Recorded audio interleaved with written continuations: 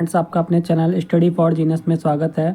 साथियों, आपको बता दें कि आज हम लोग जो करने वाले हैं ये आपका सीटेट का सीडीपी है। ठीक है। और जैसा कि आप लोग देख रहे हैं, हम लोग जो ये सेशन करने वाले हैं तो ये आपका प्रीवियस ईयर प्रैक्टिस सेट है। ठीक है, ये आपका प्रीवियस ईयर पेपर है साथियों।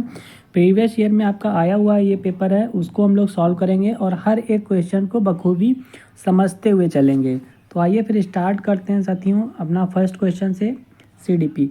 तो फर्स्ट क्वेश्चन आपसे पूछा गया है कि विकास के बारे में निम्न में से कौन सा कथन सही नहीं है।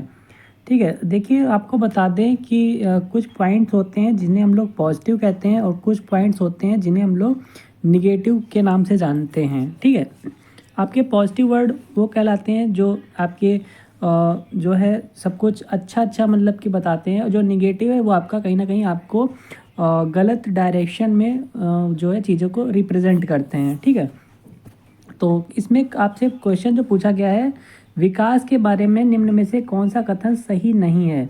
देखिए, क्वेश्चन पढ़ने से पहले आपको ये नहीं वर्ड ज़रूर देखना है, क्योंकि कहीं ना कहीं ये जो आपका नहीं वर्ड है ये पूरा क्वेश्चन आता हुआ क्वेश्चन को आपका गलत कर देता है ना।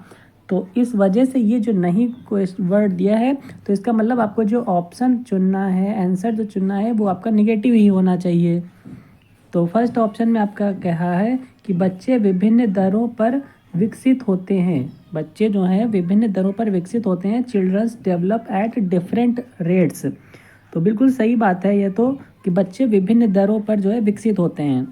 अगला कहा गया कि विकास अपेक्षाकृत क्रमिक होता है। विकास जो है मतलब कि जो डेवलपमेंट है, डेवलपमेंट इज आपका रिलेटिवली ऑर्डरली। ऑर्डरली का मतलब ये हो गया मतलब क्रमिक रूप से, है ना, और आपका रिलेटिवली का मतलब हो गया अपेक्षाकृत। तो ये भी कहीं ना कहीं आपका सही लग रहा है। अगला है कि आनुवंशिकता विकास का एकमात्र कारण है। देखिए, आपको बता दें कि कुछ पॉइंट्स हैं, जैसे कि कहीं पर भी केवल आ जाए। ठीक है, कहीं पर कोई शब्द आपको केवल लिख जाए, ये आपका निगेटिव होता है। सिंगल हो जाए, एकमात्र अगर आपका वर्ड आ जाए कहीं पे भी लिखा हुआ, ये आपका निगेटिव वर्ड है। ठीक है, ओनली इंग्लिश में एक बात करें तो ओनली अगर कहीं पे भी लिखा हुआ आ जाए, ये आपका निगेटिव वर्ड है। तो आप लोग यहाँ पे देख सकते हैं कि यहाँ पे एकमात्र आ गया। ठीक है, ये देखिए ओनली वर्ड आ गया, तो इस वजह से आपका क्या है, निगेटिव है, जो कि गलत होता है। और हमको निगेटिव वाला ही पॉइंट बताना था, इस वजह से आपका ऑप्शन सी बिल्कुल करेक्ट हो जाएगा। और ऑप्शन डी भी हम लोग पढ़ लेते हैं कि विकास निरंतर रूप से होता है। तो ये तो पॉइंट आपका एकदम सही है। जो आपका डेवलपमेंट है, डेवलपमेंट टेक प्लेस आपका ग्रेजुअली। ठीक है, मतलब कि विकास जो है आपका निरंतर होता है और वूम्ब टू टॉम्ब होता है। ठीक है, जन्म से लेके कब्र तक आपका विकास किसी ना किसी रूप में चलता ही रहता है। ये आपका पूरा आपका डिफाइन किया गया हुआ है। ठीक है, ये चीज़ आप पढ़ सकते हैं। ये पॉइंट्स है कि विकास अपेक्षाकृत क्रमिक होता है और विभिन्न दरों पर विकसित होता है और निरंतर रूप में होता है। चलिए, अगला क्वेश्चन आपसे पूछा गया है। क्वेश्चन आपसे अगला है कि मानवीय क्षमताएं जैसे कि बुद्धि, समस्या समाधान और समालोचनात्मक चिंतन का सापेक्ष रूप से विकास के किस क्षेत्र के अंतर्गत अध्ययन किया जाता है। तो बताएं, इसमें करेक्ट आंसर क्या हो जाएगा कि मानवीय क्षमताएं जैसे कौन कौन सी, जैसे आपका इंटेलिजेंस हो गया, आपका प्रॉब्लम सॉल्विंग हो गया, क्रिटिकल थिंकिंग हो गया। ठीक है, तो ये जो आपके जो मानवीय क्षमताएं दी हुई हैं, इसके विकास, इसके जो आपका इसके सापेक्ष रूप से विकास के किस क्षेत्र में अध्ययन किया जाता है। किस क्षेत्र में, क्या शारीरिक क्षेत्र में बुद्धि, समस्या समाधान और समालोचनात्मक चिंतन का यूज़ होता है, या संवेगात्मक में, या फिर संज्ञानात्मक में, या फिर नैतिक में, फिजिकल, इमोशनल, कॉग्निटिव और मोरल। तो बताएं। देखिए, अगर इसके राइट आंसर की बात करें तो इसमें आपका जाएगा इमोशनल, मतलब कि संवेगात्मक जाएगा क्या, नहीं सर, संवेगात्मक नहीं जाएगा, आपका जाएगा कॉग्निटिव। ठीक है, जिसे हम लोग संज्ञानात्मक कहते हैं। जो आपका संज्ञानात्मक वर्ड है साथियों, ये कहीं ना कहीं ये चीज़ आपको जो है मानवीय क्षमताओं से अटैचमेंट है। और आप लोग यहाँ पे पढ़ सकते हैं कि समालोचनात्मक चिंतन का सापेक्ष रूप से विकास के संज्ञानात्मक क्षेत्र के अंतर्गत अध्ययन किया जाता है। और संज्ञानात्मक क्षेत्र के अंतर्गत मानसिक क्रियाओं के द्वारा अधिगम को प्राप्त करते हैं। संज्ञान के अंतर्गत आपका ज्ञान, संवेदना, समग्रता, विश्लेषण, संश्लेषण, मूल्यांकन, प्रत्यक्षीकरण, कल्पना, तर्क, चिंतन, अनुप्रयोग, स्मृति, बौद्धिक क्षमता इत्यादि आते हैं। ठीक है। और जो संज्ञान एक कैसी प्रक्रिया है, तो मानसिक प्रक्रिया है, ये भी आपको पता होना चाहिए। देखिए, जानकारी को प्राप्त एक जिसके माध्यम से कोई व्यक्ति क्या करता है, जानकारी प्राप्त करता है, समस्या का हल निकालता है, चिंतन व तर्क करता है, दो वस्तुओं के बीच में विभेद मतलब अंतर करता है, संकल्पना को याद करता है, विकास की प्रक्रिया व्यक्तिगत होती है। तो ये सारे तमाम सारे आपके पॉइंट्स हैं। चलिए, थर्ड नंबर है कि बच्चे केवल औपचारिक स्कूली शिक्षा द्वारा ही कौशल, मूल्य और रीतियाँ ग्रहण करते हैं। ठीक है, ये आपका एक क्या अभिकथन है। तो कारण इसका दिया गया है कि बच्चों का समाजीकरण एक सरल व रेखीय प्रक्रिया है। तो बताएं इसमें जो आपको ये बताना है कि क्या आपका जो अभिकथन है, असर्शन है, और जो आपका रीज़न है, कारण है, क्या दोनों पॉइंट सही हैं या दोनों गलत हैं। क्या जो कारण है वह अभिकथन का सपोर्ट करता है, तो इस हिसाब से आप बताइएगा। तो पहले अभिकथन को फिर से पढ़िए। बच्चे केवल औपचारिक स्कूली शिक्षा द्वारा ही कौशल, मूल्य और रीतियाँ ग्रहण करते हैं। हमने आपसे बताया केवल वर्ड ओनली कहाँ पे दिया है, यहाँ पे ये देखिए ओनली यहाँ पे दिया है। तो ये पॉजिटिव होता है कि निगेटिव होता है? हमने बताया ना कि ये निगेटिव होता है ना। चलिए, नेक्स्ट है कि बच्चों का रीज़न जो आपका दिया है कि बच्चों का समाजीकरण एक सरल व रेखीय प्रक्रिया है। ठीक है, तो बताइएगा। तो देखिए, इसमें आपको बता दें कि जो ये पॉइंट दिया है गया है कि बच्चों का जो समाजीकरण है एक सरल व रेखीय प्रक्रिया है, मतलब कि socialisation of children is a simple and linear process. तो देखिए, आपका रेखीय प्रक्रिया नहीं होता है। ठीक है, सरल व रेखीय प्रक्रिया नहीं होता है समाजीकरण, बहुत ही जटिल एक प्रक्रिया होती है। तो इस वजह से आपका ये तो ओनली की वजह से गलत हो गया और ये भी आपका गलत हो गया। तो कहीं ना कहीं आपके दोनों पॉइंट्स आपके क्या हो गए, रॉन्ग हो गए। तो आपका ऑप्शन बिल्कुल डी करेक्ट हो जाएगा। ठीक है, चलिए 4 नंबर क्वेश्चन देख लेते हैं हम लोग।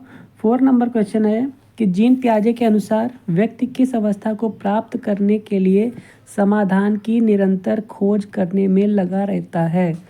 बताएं। अकॉर्डिंग टू जीन पियाजे के अनुसार बताना है कि जो व्यक्ति है वह किस अवस्था, आपको पता है कि जीन पियाजे ने कितनी स्टेज बताई हैं, तो 4 स्टेज बताई हैं। तो इसमें बताना है कि किस अवस्था को प्राप्त करने के लिए समाधान की निरंतर खोज करने में लगा है। संतुलन, असंतुलन, आत्मसात्करण या फिर समंजन। बताइएगा, बताएगा राइट आंसर क्या हो जाएगा। तो देखिए, इसमें आपका जो करेक्ट आंसर हो जाएगा वो होगा आपका इक्विलिब्रेशन, मतलब कि संतुलन जो है आपका राइट आंसर हो जाएगा। आपका ऑप्शन ए बिल्कुल करेक्ट हो जाएगा।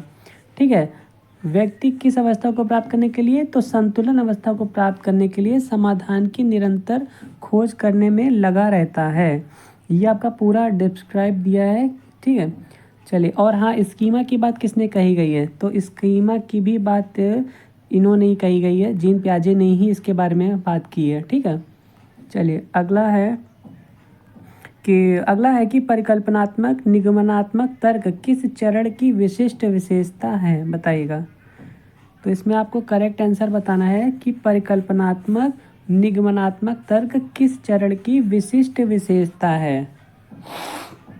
बताएं, किस चरण की विशिष्ट विशेषता है। संवेदी गत्यात्मक चरण की है, या फिर औपचारिक संक्रियात्मक चरण है, या फिर पूर्व संक्रियात्मक चरण है, या फिर आपका मूर्त संक्रियात्मक चरण है। बताएं, या फिर मूर्त संक्रियात्मक चरण है। तो देखिए, इसमें जो करेक्ट आंसर आपका हो जाएगा ऑप्शन बी। ऑप्शन बी आपका बिल्कुल करेक्ट आंसर हो जाएगा, औपचारिक संक्रियात्मक चरण। ठीक है, मतलब कि फॉर्मल ऑपरेशनल स्टेज। ठीक है, फॉर्मल ऑपरेशनल स्टेज आपका बिल्कुल करेक्ट आंसर हो जाएगा। आपको बता दें, अब यहाँ पे चीज़ों को समझिएगा। अकॉर्डिंग टू जीन पियाजे, देखिए आपको बता दें, जीन पियाजे ने टोटल 4 स्टेजेस बताई हैं। कौन कौन सी, आपका संवेदी प्रेरक, फिर आपका पूर्व संक्रियात्मक, फिर आपका मूर्त, और फिर आपको औपचारिक को हम लोग अमूर्त भी कह सकते हैं। ठीक है, अमूर्त कहिए या फिर औपचारिक संक्रियात्मक अवस्था कहिए। एज हमेशा ध्यान में रखना है, ये आपका 0 से 2 वर्ष कहलाता है, ये 2 से 7 आपका हो गया, ये आपका 7 से 11 हो गया और ये 11 से ऊपर हो गया। ठीक है, ये भी आपको बिल्कुल ध्यान में रखना है, 4 अवस्थाएं जीन पियाजे की। ठीक है, इसी में एग्जाम्पल दे दे के आपसे पूछता है कि कौन सी अवस्था में ये चीज़ शामिल होती है। चलिए, और फिर आपका देख लेते हैं नेक्स्ट क्वेश्चन क्या कह रहा है। नेक्स्ट क्वेश्चन आपसे पूछा गया है कि जीन पियाजे के संज्ञानात्मक विकास के सिद्धांत के अनुसार आपको बताना है कि जीन पियाजे के संज्ञानात्मक विकास के सिद्धांत के अनुसार किस अवस्था में बच्चे अनैच्छिक क्रियाओं से ऐच्छिक क्रियाओं की ओर बढ़ना प्रारंभ करते हैं। मतलब कि अनैच्छिक, यहाँ पे अनैच्छिक का मतलब है सहज, मतलब बच्चे जो है अनैच्छिक क्रियाओं से ऐच्छिक क्रियाओं की ओर बढ़ना आरंभ कर देते हैं। तो बताएगा सेंसरी मोटर है, प्री ऑपरेशनल है, या फिर कंक्रीट ऑपरेशनल है, या फिर फॉर्मल ऑपरेशनल है। अभी हम लोग ये चारों अवस्थाएं पढ़ के आए हैं, किन्होंने बताई हैं, तो जीन पियाजे साहब ने बताई हैं। तो इसमें बिल्कुल राइट आंसर आपका क्या हो जाएगा, देखिए इसमें राइट आंसर आपका जाएगा सेंसरी मोटर। मतलब बच्चा क्या अनैच्छिक से ऐच्छिक जा रहा है। बच्चा जब मतलब कि इसमें पता है 0 से 2 साल का बच्चा है, उसे बिल्कुल कुछ पता ही नहीं है, उसे टच करना, फील करना, ये सारी चीज़ें क्या है नहीं आती हैं, है ना। तो ये इसमें राइट आंसर आपका ऑप्शन ए पे जाएगा। ये चीज़ आप अच्छे से जब पढ़ेंगे तो बिल्कुल आपको समझ में आ जाएगी। चलिए अगला क्वेश्चन देख लेते हैं, 7 नंबर है। ये बहुत ही आपका अच्छा क्वेश्चन है, ठीक है, बहुत ही अच्छा क्वेश्चन हम कहेंगे इसको आप समझने की कोशिश भी करना। इस क्वेश्चन को आप लोग समझने की कोशिश करना, बहुत है। हेंज दुविधा, आपने हेंज की कहानी पढ़ी होगी, सुनी होगी। हेंज जो दुविधा है, इसे हम लोग इंग्लिश में अगर बात करें तो इसे हम लोग इंग्लिश में हेंज डायलेमा कहते हैं, है ना, हेंज डायलेमा कहते हैं।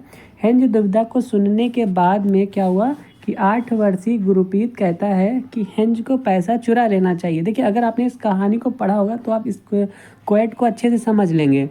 ठीक है, उसने चोरी क्यों की थी, उसने चोरी की थी ना दवा के लिए।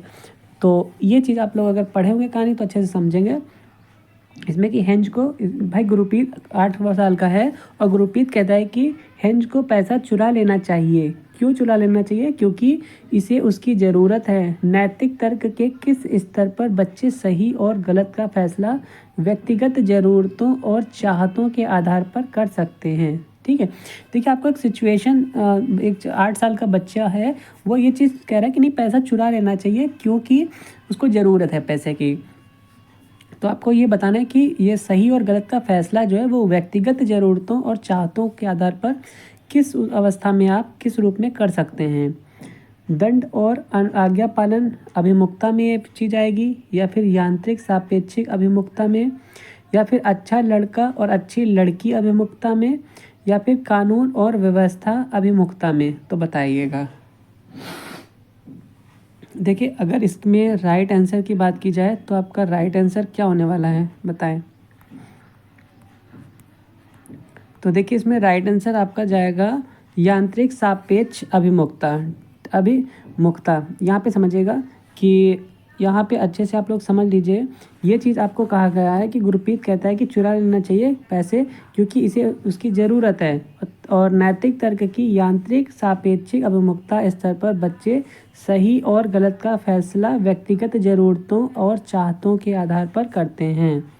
देखिए व्यवहार की सार्थकता स्वहित पर आधारित होती है और दूसरों की केवल इसकी इतनी ही मदद करें जो हमारे स्वयं के लिए भी लाभदायक हो। ठीक है, यही सारी चीज़ें इसमें कही गई हैं। चलिए अगला है, अब हम लोग अगला पॉइंट पढ़ेंगे अकॉर्डिंग टू लेव वाइगोत्स्की।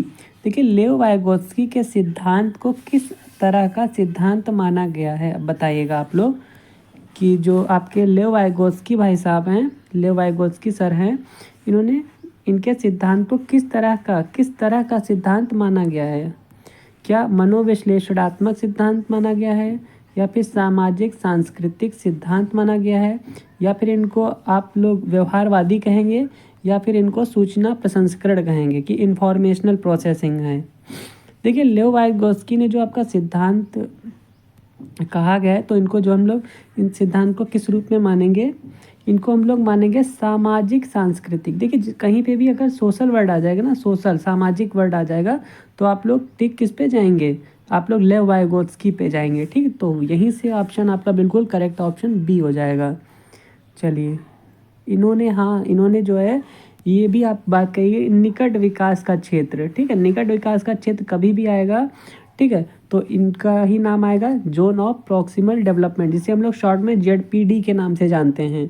ठीक है, कहीं पे भी ये वर्ड का यूज हो तो आप लोग किसको मानेंगे, लेव वाइगोत्स्की भाई साहब को मानेंगे। ठीक है, चलिए, और इन्होंने ही इंटरनल स्पीच जो अगर वर्ड आपका आ जाएगा तो इन्होंने ही बताया है, वो भी आपको ध्यान में रखना है। चलिए, नेक्स्ट है कि लेव वाइगोत्स्की के अनुसार बच्चे में संज्ञानात्मक प्रक्रिया को किसके माध्यम से सुगमता दी जाती है, बताइएगा। लेव वाइगोत्स्की के अनुसार आपको बताना है कि बच्चों में संज्ञानात्मक प्रक्रिया को किसके माध्यम से सुगमता दी जाती है। आखिर किसके माध्यम से सुगमता दी जाती है, नकारात्मक पुनर्बलन के माध्यम से, प्रतियोगिता के माध्यम से, भाषा के माध्यम से, या फिर आनुवांशिक विन्यास के माध्यम से। तो और नाम किसका है, लेव वाइगोत्स्की के अकॉर्डिंग बताना है। तो देखिए इसमें करेक्ट आंसर आपका हो जाएगा ऑप्शन सी। ठीक है, लैंग्वेज, भाषा पे भी किसका जोर गया है, तो आपको बता दें कि लेव वाइगोत्स्की का ही नाम आएगा। जैसे कि हमने आपको बताया था ना, जैसा कि हमने आपको बताया था इंटरनल स्पीच, ठीक है, तो वो भी इन्हीं से रिलेटेड है, और आपका जो आपका लैंग्वेज है वो भी इन्हीं से ही रिलेटेड है। जैसे कि सामाजिक भाषा हो गई, निजी भाषा हो गई, आंतरिक भाषा। ठीक है, ये हम बात तो नहीं कर रहे थे अभी, आंतरिक भाषा मतलब कि इंटरनल स्पीच, ये आपका पर्सनल स्पीच हो गया, ये आपका सोशल स्पीच। ठीक है, सोशल लैंग्वेज भी कह सकते हैं। चलिए, नेक्स्ट क्वेश्चन आपका देख लेते हैं।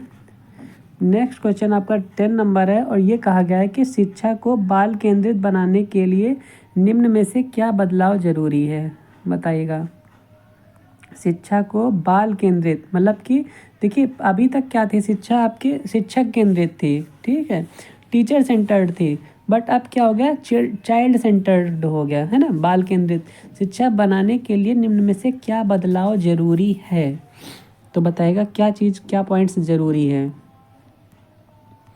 क्या रचनात्मक मूल्यांकन से योगात्मक मूल्यांकन की ओर, मतलब कि फॉर्मेटिव टू समेटिव असेसमेंट, या फिर कंठस्थ स्मरण से क्रिया आधारित अधिगम की ओर, मतलब कि याद कराने की, कंठस्थ का मतलब चीज़ों को याद कराने से क्रिया मतलब कि जो आप एक्टिविटी की ओर अधिगम करेंगे। तो ये तो अच्छा लग रहा पॉइंट है ना, ये वाला तो पॉइंट मुझे बिल्कुल सही लग रहा है।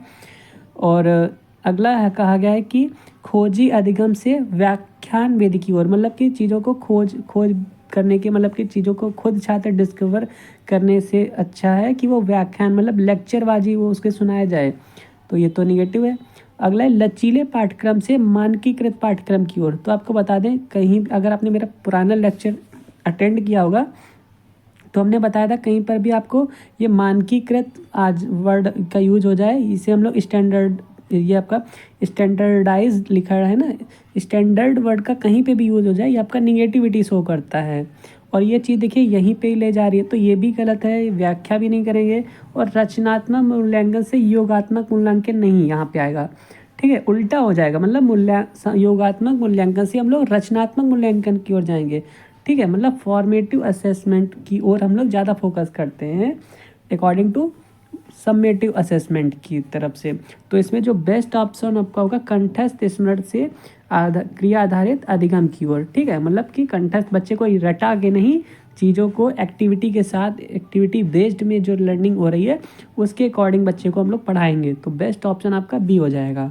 चलिए, नेक्स्ट क्वेश्चन आपका 11 नंबर है। ये कहा गया है कि हावर्ड गार्डनर के बुद्धि के बारे में विचारों के अनुसार आखिर क्या होता है, इसमें बताना है कि क्या चीज़ सही है, बताइएगा इसमें कि हावर्ड गार्डनर के बुद्धि के बारे में विचारों के अनुसार में बताइएगा कि क्या तार्किक गणितीय बुद्धि का सर्वोत्तम प्रकार है, या फिर दूसरों की भावनाओं को समझने की क्षमता संगीतीय बुद्धि कहलाती है,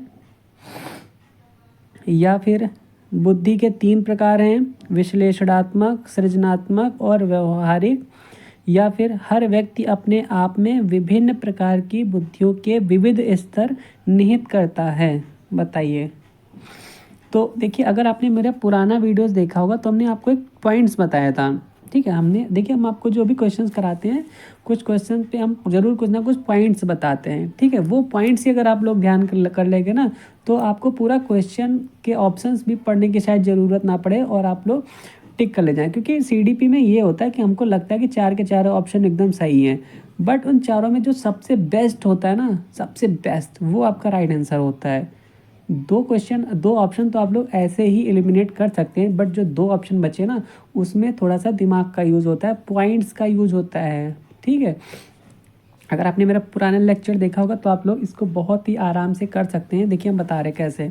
हमने आपको बताया था कि कहीं पे भी विविध वर्ड का यूज़ हो जाए ना, आपका बेस्ट आंसर जाएगा, बेस्ट आंसर। यहाँ पे आप डी ऑप्शन देख रहे हैं कि विविध स्तर पर। विविध स्तर का मतलब समझ रहे हैं? मतलब कि यहाँ पे आप लोग देख सकते हैं, यहाँ पे डिफरेंट इंटेलिजेंसेस की बात कही गई है, ठीक है। आपका वेराइड लेवल्स की बात कही गई। इस वजह से आपका जो ऑप्शन है ना, विविध की वजह से, विविध लेवल्स मल्टीपल, आपका डिफरेंट इंटेलिजेंस की वजह से यहाँ पे आपका ये एकदम करेक्ट आंसर हो रहा है, ठीक है। ऑप्शन आपका डी बिल्कुल सही है। चलिए, 11 नंबर हो गया। अब कुछ पॉइंट्स यहाँ पे भी समझना हो तो समझ सकते हैं कि जैसे इसमें किसके अंतर्गत दृश्य स्थानिक आ गया, संगीत आ गया, अंतरावैयक्तिक आ गया, तार्किक गणिती आ गया, शारीरिक गतिकी, अंतरवैयक्तिक बुद्धि, भाषाई और प्रकृतिवादी। ये तमाम सारी चीज़ें इसी में ही आ जाएंगी। चलिए, 12 नंबर क्या है?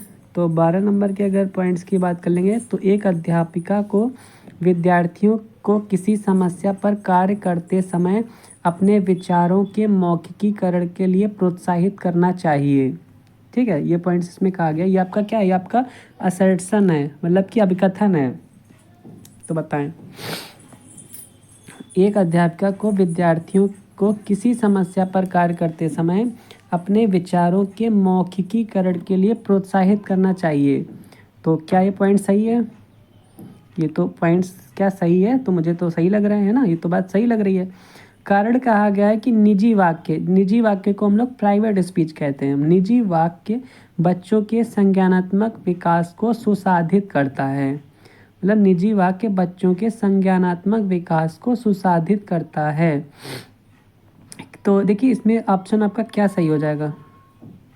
तो देखिए, इसमें जो आपका पॉइंट्स है ना, ये तो एकदम सही है और ये भी बिल्कुल सही है, ठीक है। अब भाई, जब दोनों सही हैं, लेकिन ऑप्शन में आपका देखिए, ऑप्शन आप पढ़िएगा तो ऑप्शन में आपका ये कहीं पे भी लिखा तो है दो कि हाँ दोनों सही हैं। जैसे कि आपसे ये कहा गया ए और आर दोनों सही हैं, और आर ए की सही व्याख्या करता है क्या? क्या ऑप्शन ए सही होगा? या इसमें कहा दोनों सही हैं लेकिन आर ए की सही व्याख्या नहीं करता। इसमें क्या गया? ए सही है लेकिन आर गलत है, ए और आर दोनों गलत हैं, तो ये नहीं होगा, ये नहीं होगा। तो आपको बता दें, इसमें जो राइट आंसर होगा, तो इसमें राइट आंसर आपका क्या हो जाएगा? देखिए, इसमें करेक्ट आंसर क्या होगा आपका? ए जाएगा। ए जाएगा कि दोनों सही हैं और जो आर है आपका ए की सही व्याख्या करता है। तो ऑप्शन आपका ए बिल्कुल राइट हो जाएगा। चलिए, नेक्स्ट 13 नंबर क्वेश्चन कह रहा है, एक अध्यापिका प्रचलित सामाजिक जेंडर संबंधी रूढ़िबद्धताओं को कैसे प्रभावहीन बना सकती है? बताइएगा। एक टीचर है, एक अध्यापिका, प्रचलित एक टॉपिक है कि सामाजिक जेंडर, ठीक है, जिसे हम लोग सोशल जेंडर के नाम से जानेंगे। सोशल जेंडर स्टीरियोटाइप्स है। सामाजिक जेंडर संबंधी रूढ़िबद्धताओं को कैसे प्रभावहीन का मतलब समझ रहे हैं कि कोई फर्क ना पड़े बच्चों के ऊपर, कि गर्ल्स और बॉयज़ में कोई ज़्यादा वो भेदभाव ना कर सकें, ठीक है। तो आपको वो क्लास कैसे एक टीचर मैनेज करेगी, बस आपको ये बताना है इसमें से कौन सा राइट आंसर हो सकता है। तो ऑप्शन ए है, यह सुनिश्चित करके कि खेल सत्र में लड़कियां सिर्फ बैडमिंटन खेलें और लड़के सिर्फ फुटबॉल खेलें। तो भाई, इसमें तो प्रभावहीन कहाँ हो पाएगा? बताएं। इसमें तो चीज़ें अलग अलग शो हो रही हैं कि लड़कियों और लड़कों में, इसमें तो आपका चीज़ें अलग अलग शो हो रही हैं, भेदभाव हो रहा है इसमें, समझ रहे? तो इस वजह से ऑप्शन ए तो हो ही नहीं सकता। चलिए, फिर देखते हैं और पॉइंट्स आपका। ए तो हो ही नहीं सकता। बी कहा गया है कि यह सुनिश्चित करके कि लड़कियों को अध्यापक के रजिस्टर पर काम करने और उनकी मदद करने के अवसर मिले, मतलब कि लड़कियों को, तो लड़कों को नहीं मिले। इसमें भी आपका ये पॉइंट्स बिल्कुल गलत है, ये भी गलत है। अगला कहा गया है कि फर्नीचर इधर से उधर रखवाने में केवल लड़कों की सहायता ले, यहाँ पर भी आपका गलत वर्ड है, तो ये सब गलत हैं। डी नंबर कहा है कि सभी जेंडरों को संगीत, नृत्य व पाक कला प्रतियोगिताओं में भाग लेने के लिए कहना, ये आपका पॉइंट्स बिल्कुल सही है। मतलब सभी जेंडर, चाहे मेल हो चाहे फीमेल हो, उनको संगीत हो गया, नृत्य हो गया और पाक कला हो गई, मतलब खाना बनाना भी लड़के लड़की दोनों सीखेंगे, डांस लड़के लड़की दोनों करेंगे, संगीत मतलब जो गाना होगा, म्यूज़िक होगा, उसमें भी लड़के लड़के दोनों गाएंगे और इस ऐसी प्रतियोगिताओं में भाग लेने के लिए कहेंगे। तो ये आपका जो है बिल्कुल राइट आंसर हो जाएगा, इसमें कोई भी भेदभाव नहीं है। नेक्स्ट आंसर है, नेक्स्ट क्वेश्चन आपका 14 नंबर क्या कहा गया है, ये कहा गया है कि विद्यार्थियों में समालोचनात्मक चिंतन को बढ़ावा देने के लिए महत्वपूर्ण है कि निम्नलिखित हेतु प्रचुर अवसर प्रदान किए जाएं। तो आपके सामने देखिए 4 ऑप्शन है, बताइएगा कि कौन कौन से अवसर। देखिए आपके जो ऑप्शन है ना वो मल्टीपल चॉइस हैं, एक नहीं, इसमें 2 ऑप्शन आपके राइट होंगे, तो बताइएगा। आपका जो क्वेश्चन है ये आपका पॉजिटिव में ही है, आपको आंसर जो बताना है बिल्कुल पॉजिटिव में ही बताना है कि विद्यार्थियों में समालोचनात्मक चिंतन को बढ़ावा देने के लिए महत्वपूर्ण है कि निम्नलिखित हेतु प्रचुर अवसर प्रदान किए जाएं। विषय वस्तु का कंठस्थीकरण मतलब रोट मेमोरीज, तो भाई ये तो होगा ही नहीं। आपको नेक्स्ट कहा गया कि अध्यापिका के निष्क्रिय अनुसरण से मतलब पैसिव। देखिए आपको हमने एक दिन और बात बताई थी, एक्टिव आपका जो होता है, एक होता है एक्टिव वर्ड, एक होता है पैसिव। जो आपका एक्टिव रहता है ये आपका पॉजिटिव वर्ड है, ठीक, ये अच्छा वर्ड है, मतलब पॉजिटिव का मतलब। और जो पैसिव वर्ड है ये आपका निगेटिव है, मतलब कि आपका नकारात्मक है, ये आपका गलत वर्ड है। तो ये चीज़ आप कहीं भी यूज़ नहीं करेंगे, आपका निगेटिव में आएगा, आप काट देंगे। और यहाँ पे देखिए आप जो है, यहाँ पे जो आपका यूज़ हुआ है निष्क्रिय, सक्रिय आपको एक्टिव होता है और पैसिव हम लोग कहते हैं निष्क्रिय को, तो ये भी गलत हो गया। रोट, रोट का मतलब हो गया रटन विद्या, मतलब रटना, रटाना, कंठस्थीकरण, याद करना, मेमोरी, ये आपके सारे निगेटिव वर्ड होते हैं। तो ए बी बिल्कुल दोनों के दोनों गलत हो गए। आपका जो ऑप्शन होगा अब आपका 3 और 4 ही जाएगा, क्योंकि आपने ऑप्शन जैसे देखा कि 2 ऑप्शन आपके बिल्कुल राइट हैं, ठीक है। इसी के अकॉर्डिंग हम डायरेक्ट अब लगा सकते हैं ऑप्शन आपका डी, ठीक है। ये भी तरीका हम आपको सारे तरीके बता रहे हैं, और बट आप लोग ऑप्शन पढ़ लीजिएगा। विविध वर्ड जहाँ पे भी यूज़ होगा पॉसिबिलिटी 99% रहती है कि वो ऑप्शन बिल्कुल आपका करेक्ट होगा, ठीक है। यहाँ पे भी देखिए कहा गया है कि विविध जानकारियों की पुष्टि करने हेतु, ये आपका एकदम सही है। अगला कहा गया कि किसी समस्या पर अपसारी चिंतन करना, ठीक है, तो ये आपका डाइवर्जेंट थिंकिंग है, ठीक है। अपसारी चिंतन जो है आपका, ये आपका पॉजिटिव वर्ड है। एक होता है अभिसारी चिंतन, जो अभिसारी चिंतन होता है वो निगेटिव होता है। अपसारी का मतलब अच्छा वर्ड है, पॉजिटिव पॉइंट है, तो ये आपका बिल्कुल राइट हो जाएगा। चलिए चलिए तो इसमें ऑप्शन आपका डी बिल्कुल करेक्ट हो जाएगा, जैसा कि मैंने बता ही दिया है, ऑप्शन डी आपका बिल्कुल करेक्ट हो जाएगा। नेक्स्ट आपसे क्वेश्चन आपका 15 नंबर है, 15 नंबर आप लोग देखिएगा। तो 15 नंबर क्वेश्चन आपका कह रहा है कि एक संरचनावादी कक्षा में अध्यापिका किस पर जोर देती है। देखिए जो क्वेश्चन आपसे पूछा गया है ये आपका संरचनावादी कक्षा में, मतलब कि आपका कंस्ट्रक्टिविस्ट क्लासरूम है, ठीक है। तो इसमें आपको बताना है कि एक टीचर जो है, एक अध्यापिका जो है किस पर जोर देगी। देखिए इसमें आपको आंसर जो है वो अच्छा वाला ही देना है, मतलब पॉजिटिव वाला ही देना है, बताएगा। तो रचनात्मक मूल्यांकन पर जोर देगी, तो ये तो सही लग रहा है मुझे। मानकीकृत मूल्यांकन, आप लोग यहाँ पे वर्ड देखिए स्टैंडर्ड दिया है, स्टैंडर्ड हमने हमेशा कहा है स्टैंडर्ड चीज़ें गलत वर्ड क्या रिप्रेजेंट करती है। मानकीकृत का मतलब समझ रहे हैं, मानकीकृत मतलब चीज़ें पहले से पहले डिसाइड हैं, तो इस वजह से आपका ये गलत हो जाएगा। और अगला है कि नॉर्म रेफरेंस्ड असेसमेंट, मतलब कि मानक संदर्भित मूल्यांकन, यहाँ पे भी वर्ड मानक का यूज़ हुआ है, तो ये भी आपका गलत हो जाएगा। सम्मेटिव असेसमेंट, योगात्मक मूल्यांकन, ये भी आपका गलत हो गया, सम्मेटिव असेसमेंट नहीं होता है ना। तो राइट आंसर आपका ऑप्शन ए पे ही जाएगा, फॉर्मेटिव असेसमेंट होता है, ठीक है। आपका जो बेस्ट तो चीज़ रचनात्मक, भाई रचनात्मक का मतलब हो गया फॉर्मेटिव, मतलब बच्चा क्या कर रहा है, रचना कर रहा है अपने मन ही मन अपने चीज़ों को। और योगात्मक आपका जो है सबमेटिव आपका निगेटिव होता है, और फॉर्मेटिव जो है आपका जो है पॉजिटिव वर्ड होता है। इस वजह से बेस्ट ऑप्शन आपका फॉर्मेटिव असेसमेंट जाएगा। चलिए अगला क्वेश्चन आपका 16 नंबर है कि समावेशी शिक्षा के विविध जरियों के निष्कासन पर बल देती है। तो बताएं, समावेशी शिक्षा जो है आपका इंक्लूसिव एजुकेशन जो है वह इस बताना है कि के विविध जरियों के निष्कासन पर बल देती है। तो किसके निष्कासन पर बल देती है? प्रस्तुतिकरण पर, अभिव्यक्ति पर, संलग्नता पर, या फिर भेदभाव पर? तो देखिए इसमें जो बेस्ट ऑप्शन आपका जाएगा, समावेशी शिक्षा जो है किस पर बल देती है? तो यह बल देती है आपके देखिए ये चीज़ आपको और समझना है कि विविध जरियों के निष्कासन पर। निष्कासन का मतलब कि उस चीज़ को हटाने पर बल देती है। तो किस चीज़ को हटाने पर बल देती है?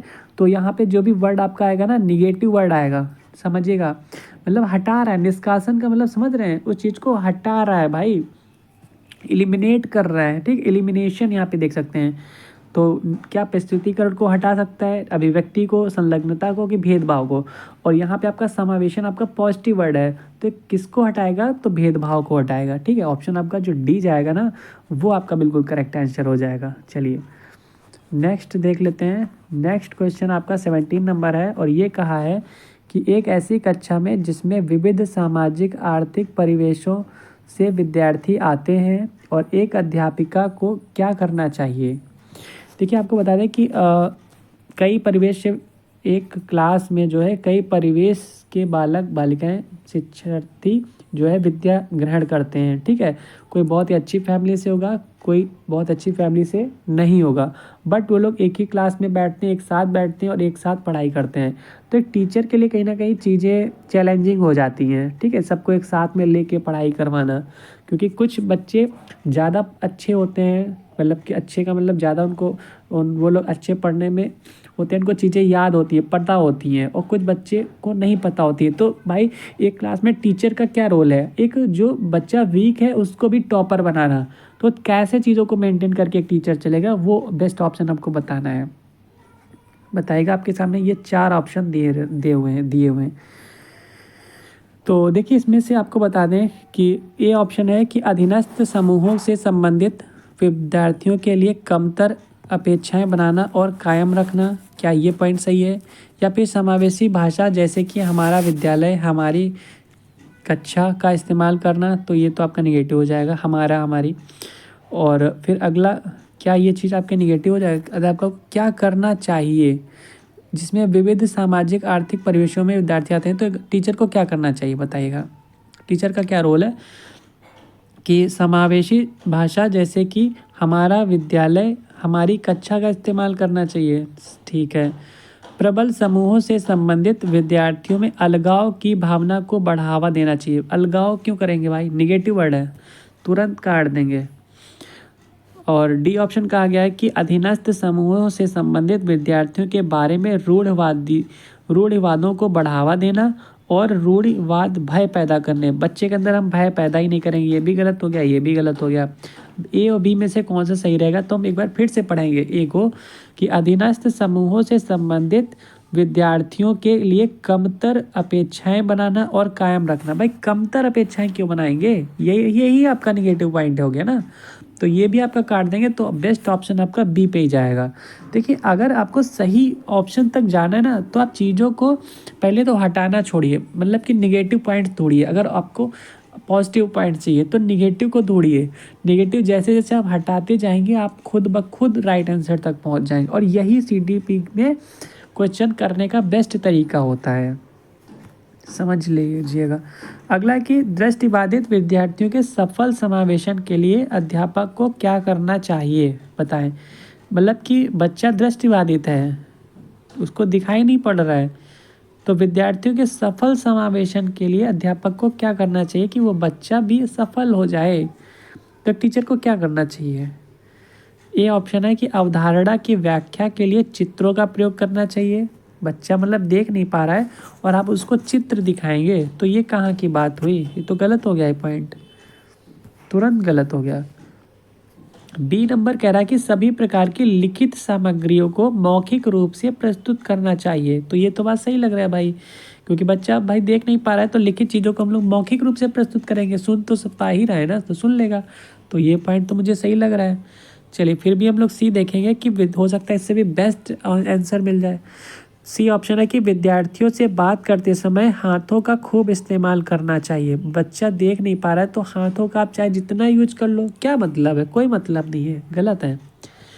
डी है कि दिखाए जा रहे वीडियो के उपशीर्षक देना चाहिए। दिखाए जा रहे वीडियो के उपशीर्षक देना चाहिए, तो ये भी मतलब नहीं समझ में आ रहा है। तो बेस्ट ऑप्शन आपका बी पे ही जाएगा, ठीक है, बी ऑप्शन आपका बेस्ट जाएगा, राइट आंसर आपका जाएगा। चलिए 19 नंबर क्या है, ADHD से देखिए क्वेश्चन आ गया, ठीक है। ADHD का पहली बात आपको फुल फॉर्म पता होना चाहिए, डायरेक्ट एग्जाम में कभी कभी पूछ लेता है कि ADHD की फुल फॉर्म बताइए। Attention deficit hyper activity disorder होता है, ठीक है, ये प्रकार का डिसऑर्डर है। और हर एग्ज़ाम में, हर एक सीटेट के हर एक एग्ज़ाम में जो है, सीटेट का हर एक पेपर में जो है आपका डिसऑर्डर से क्वेश्चन आता ही आता है, चाहे डिसलेक्सिया हो, डिसग्राफिया हो, कोई भी आपका ऑर्डर, आपका डिसऑर्डर हो, क्वेश्चन आता ही आता है। यहाँ पे ADHD की बात की गई है, बताइएगा फिर। देखिए ADHD को हिंदी में कहते हैं कि ध्यानाभाव एवं अति सक्रियता विकार, ठीक है। ग्रसित विद्यार्थियों के सफल समावेशन के लिए अध्यापक को क्या करना चाहिए, एक अध्यापक को क्या करना चाहिए, एक अध्यापक का क्या रोल होता है। तो इसमें भी आपको अच्छा सा कोई राइट आंसर बताना है। परिवेश में व्यवधानों को अधिक कर देना चाहिए, बताइएगा। परिवेश में व्यवधानों को अधिक कर देना चाहिए, या फिर लंबे और जटिल प्रदत्त कार्य देना चाहिए। तो ये तो बिल्कुल गलती बात हो गई। अगला कहा गया कि विद्यार्थियों को समय प्रबंधन और संगठनात्मक आदतों के विकास में सहायता करनी चाहिए। तो हेल्प तो करनी चाहिए, ये तो सही लग रहा है भाई, बच्चे को हेल्प तो करनी चाहिए। अगला कि गैर लचीली विधि और दिनचर्या का इस्तेमाल करते हुए शिक्षण कराना चाहिए। गैर लचीली, भाई गैर लचीली क्यों होगा, यहीं से ही गलत हो गया। लचीली विधि पे हम लोग फोकस करते हैं ना, गैर लचीली विधि पे तो फोकस करते नहीं है।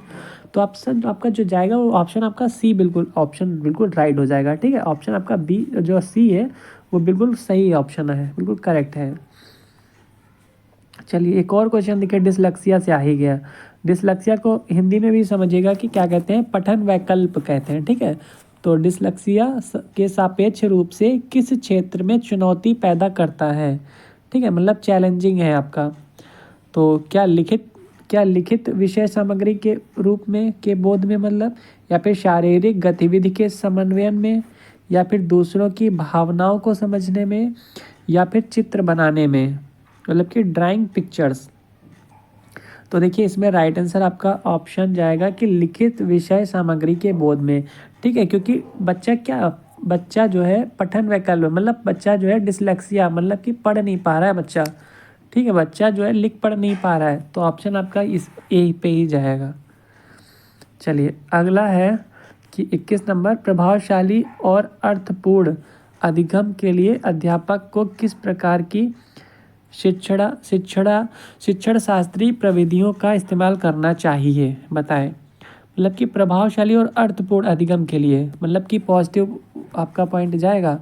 अध्यापक को किस प्रकार की शिक्षण शास्त्रीय प्रविधियों का इस्तेमाल करना चाहिए, सांस्कृतिक रूप से, प्रासंगिक, मानकीकृत। तो मानकीकृत तो होगा ही नहीं, हमने पहले ही बता दिया। परीक्षा केंद्रित कुछ होता ही नहीं है भाई, बाल केंद्रित होता है। या फिर व्यवहारवादी, तो देखिए व्यवहार नहीं करना है मुझे सांस्कृतिक रूप से प्रासंगिक करना है, मतलब कि आपका कल्चरली रिलेवेंट हो जाएगा। ऑप्शन आपका बिल्कुल ए राइट आंसर बिल्कुल करेक्ट हो जाएगा, ठीक है। चलिए अगला क्वेश्चन आपसे पूछा गया है और इसके आंसर भी आपको बताने हैं, मल्टीपल चॉइस है, ठीक है, एक आंसर कोई राइट नहीं है। पहला बात आपसे पॉइंट NAP 2020 के बारे में कहा गया। NAP 2020 का मतलब हो गया नेशनल एजुकेशन पॉलिसी, ठीक है। एन से नेशनल होता है, कई बच्चे न्यू एजुकेशन पॉलिसी पढ़ते हैं, बट नहीं, NEP का मतलब हो गया कि नेशनल एजुकेशन पॉलिसी 2020। अधिगम के कौन से तरीकों पर बल देती है, तो बताएगा कौन से तरीकों पर बल देती है, पॉजिटिव पॉइंट ही बताना है। अनुभवात्मक अधिगम, डिजिटल अधिगम, वैज्ञानिक अधिगम या फिर करके सीखना। तो लर्निंग बाय डूइंग तो आपका बहुत ही अच्छा है, तो ये तो आपका बिल्कुल ऑप्शन आपका जो डी है बिल्कुल राइट है ही है। ठीक है, देखिए यहाँ पे जो ऑप्शन जो आपके आंसर है ना, ये चीज़ आप समझिएगा, इसमें थोड़ा सा पॉइंट्स गलत दे रखे हैं। इसको आप ABCD नहीं है, ये यहाँ पे 1 है, ये 2 है, ये 3 है, ये 4 है, इस टाइप से समझिएगा। तो फोर्थ ऑप्शन आपका बिल्कुल करेक्ट है ही है कि नहीं है? फोर्थ तो आपका बिल्कुल है ही है। और बताएगा तो इसमें से देखिए पॉजिटिव आपको बताना है, पॉजिटिव तो हमें सभी के सभी लग रहे हैं भाई। अनुभवात्मक अधिगम भी आपका पॉजिटिव है, डिजिटल अधिगम भी आपका पॉजिटिव है, और वैज्ञानिक मतलब कि साइंटिफिक, डिजिटल, एक्सपेरिमेंटल और लर्निंग, मतलब कि चार के चारों पॉइंट्स आपके बिल्कुल करेक्ट हैं। तो ऑप्शन आपका डी बिल्कुल करेक्ट हो जाएगा यहाँ पे। भाई हम किसी भी चीज़ को नहीं एलिमिनेट कर सकते हैं ना, तो ऑप्शन आपका डी बिल्कुल करेक्ट है। चलिए 23 क्वेश्चन आप पढ़िएगा। 23 क्वेश्चन आपसे कहा गया कि अध्यापकों को विद्यार्थियों के अधिगम युक्तियों के अर्जन को सुगम सहज करना चाहिए।